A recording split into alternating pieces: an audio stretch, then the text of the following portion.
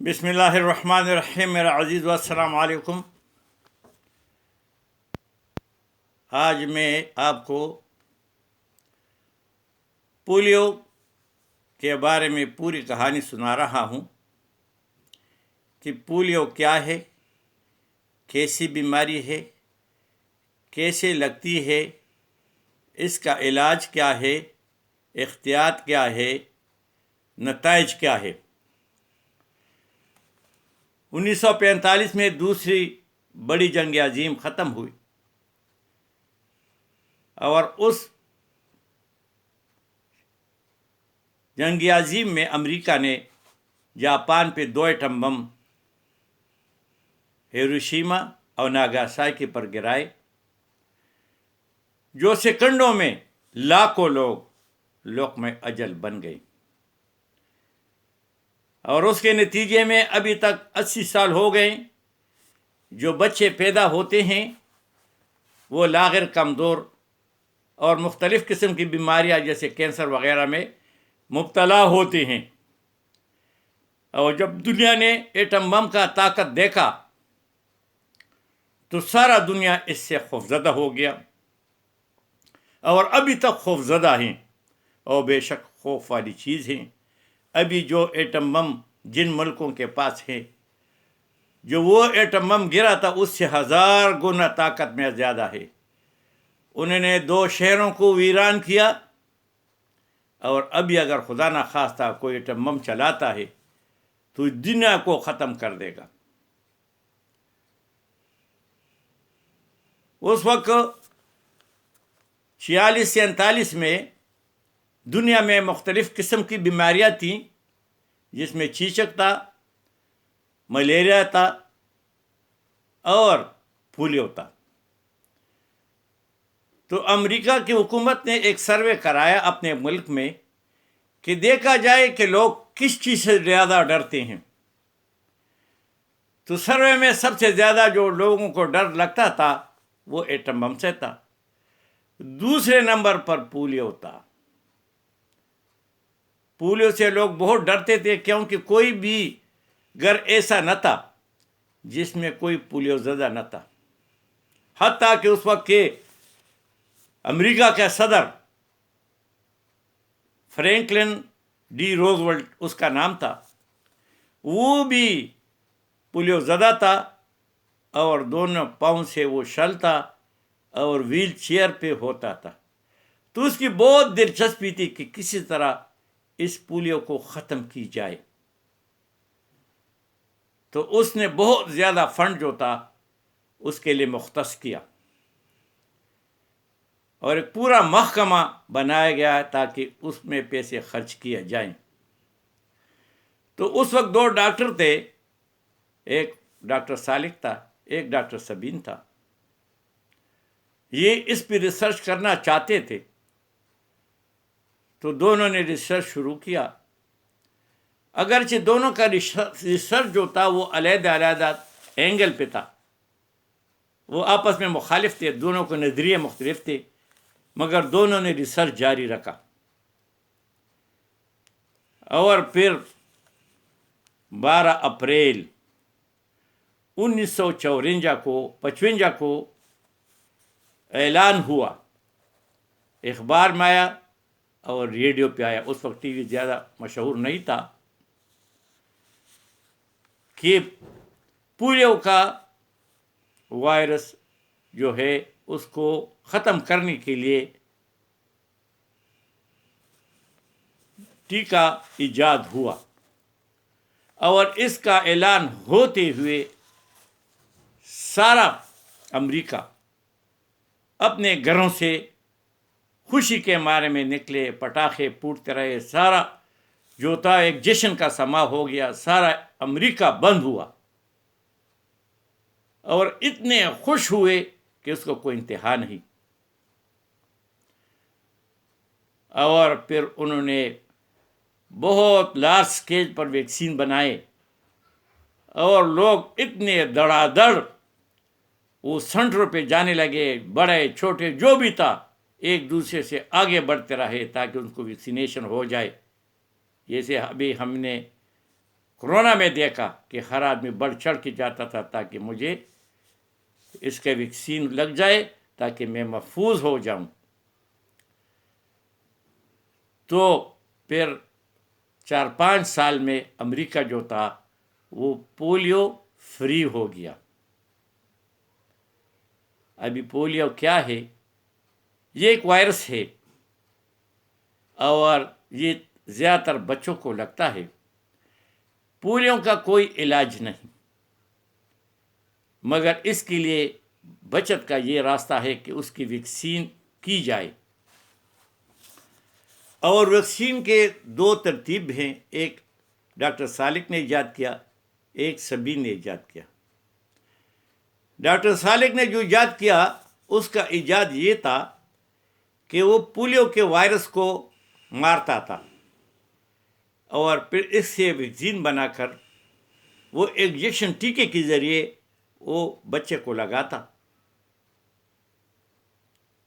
اور ڈاکٹر سبین کا جو ترتیب تھا وہ پولیو کے وائرس کو مارتا نہیں بلکہ اس کو ادمویا کرتا، کمزور کرتا، اور پھر اس سے قطرے بنا کر قطروں میں ڈال کر وہ منہ کے ذریعے جیسے آج کل ہم کرتے ہیں، یہ سبین کا ترتیب ہے اور اس سے پھر یہ آسان ہے. دونوں میں فرق کیا ہے؟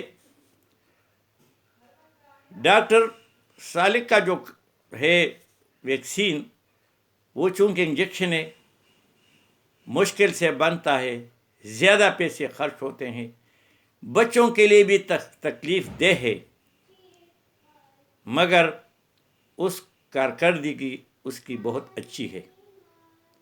اور وہ قطرے والا جو ڈاکٹر سبین کا ترتیب ہے یہ کیا کرتا ہے؟ یہ اس وائرس کو ادمویا یا کمزور کرتا ہے، قطروں میں ڈالتا ہے، تو اس پر خرچہ کم ہے، یہ آسانی سے پروڈیوس ہوتا ہے، بچے بھی آسانی سے وہ قطرے قبول کرتے ہیں اور اس کا رزلٹ اس سے قدرے کمزور ہے. جس ملکوں میں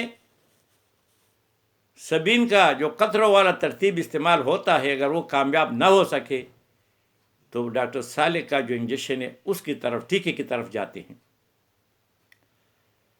ابھی اس کی ضرورت کیا ہے؟ ضرورت یہ ہے کہ یہ بچوں کو لگا کر اپنے بچوں کو محفوظ بناتے ہیں.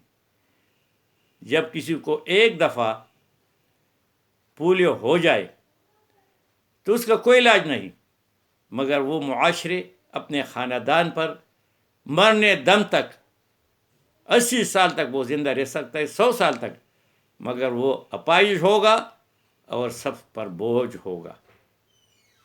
اگر بچہ ہو، کوئی بیماری لگ جائے، مر جائے، بس بات ختم، مگر یہ ایسا نہیں ہے، یہ معاشرے پہ ایک بوجھ ہو جاتا ہے. تو ایک تو اس کو معاشرہ کمزور ملتا ہے، معاشرے کو کمزور کرتا ہے، اور دوسری بڑی وجہ اس کی یہ ہے کہ دنیا میں ابھی 250 ممالک ہیں لگ بھگ، اور اس میں صرف 3 ممالک ایسے ہیں جہاں یہ پولیو کے وائرس پائے جاتے ہیں، باقی ہر جگہ جو ہے پولیو فری ہو گیا.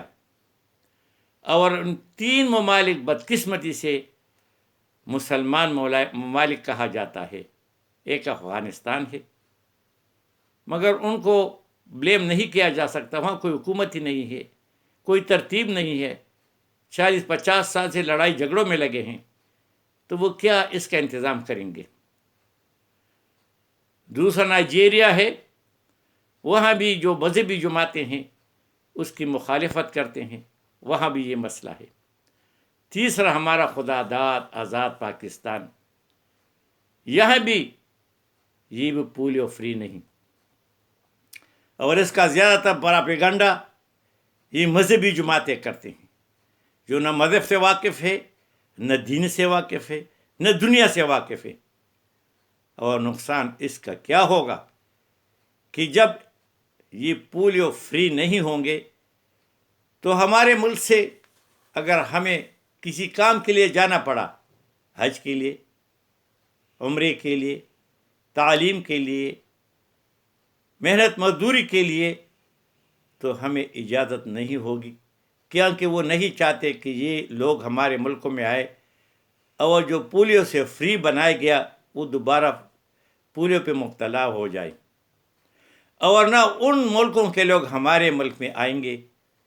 ان کو ڈر ہوگا کہ یہاں ہم آئیں گے تو ہمیں پولیو کا وائرس جو ہے وہ لگ جائے گا۔ جیسے کہ ہم نے دیکھا تھا کرونا میں جو یہی حال تھا کہ امریکہ نے، برطانیہ نے، جتنے یورپین کنٹری تھے، ڈیولپ تھے، ان نے کئی لوگوں پر پابندی لگائی تھی، ان میں ایک پاکستان بھی تھا۔ تو کتنا نقصان ہوتا ہے۔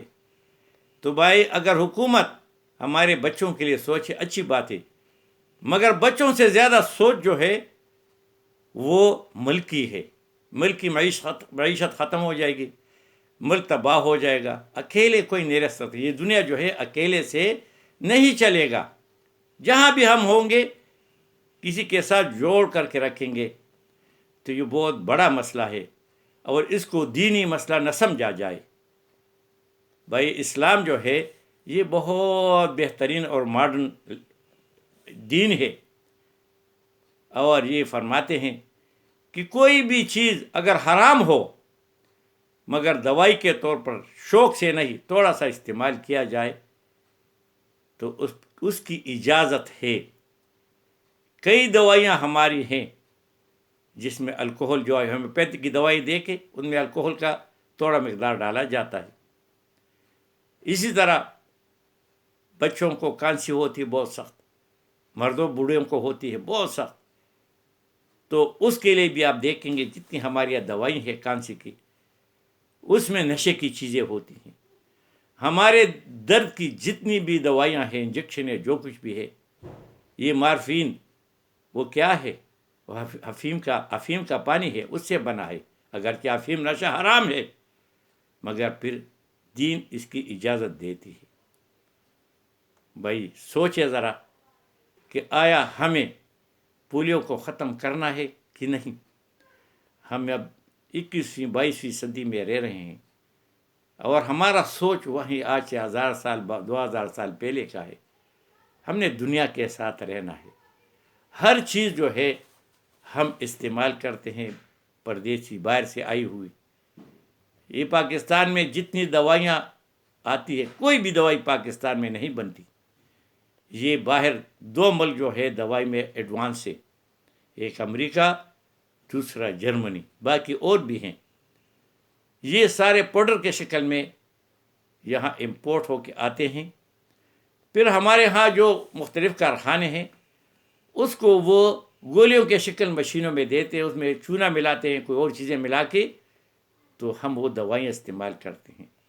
اگر وہ دوائی ہم استعمال کرتے ہیں اور ہمارا سر درد ٹھیک ہو جاتا ہے، کوئی بھی آپریشن کے لیے ہم استعمال کرتے ہیں، کیا کچھ، تو کیا پولیو کے لیے ہم 2 قطرے میں کتنا کوئی چیز حرام ہوگی؟ اور بچے کو حرام حلال کی کیا ہے؟ بچہ تو چھوٹا ہوتا ہے، وہ دیندار نہیں، اللہ تعالیٰ کی ساری چیز کے لیے معاف ہے۔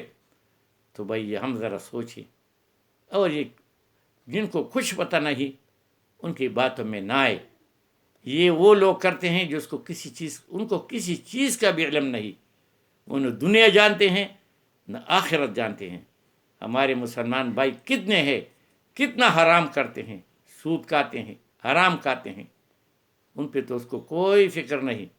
اور 2 قطرے بچہ پیے ملک کے لیے اور صحت کے لیے، تو پھر ہم پریشان ہو جاتے ہیں۔